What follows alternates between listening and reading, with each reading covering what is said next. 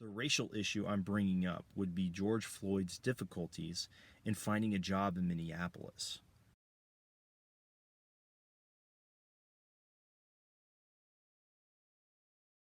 Floyd lost his job as a bouncer for the El Nuevo Rodeo for 17 years before Minnesota's governor issued the stay-at-home order.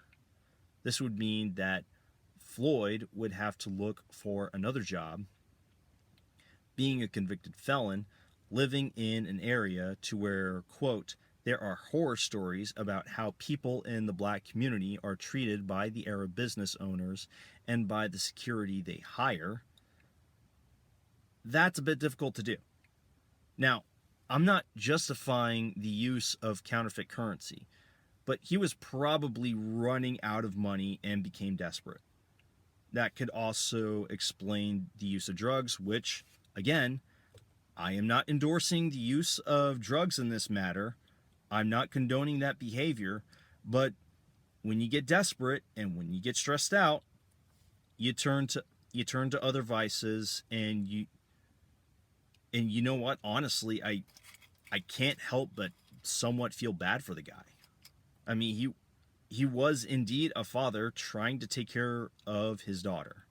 That's a lot of stress to put on a person who just lost his job and can't find a job. It is. And this is where I make fun of the Black Lives Matter organization. Roughly over 2 months ago, people were protesting to simply just be able to go back to work. People like Black Lives Matter still deem this protest trivial and non-essential, while deeming Black Lives Matter protests and Antifa riots as essential.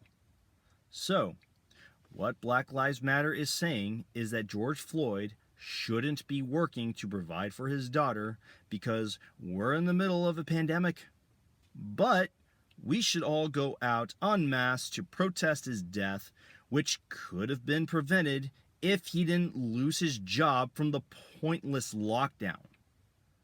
Thank you for watching this video segment. To watch the full-length video with this segment, where I touch up on various other topics surrounding this issue, please click the link down in the description box below.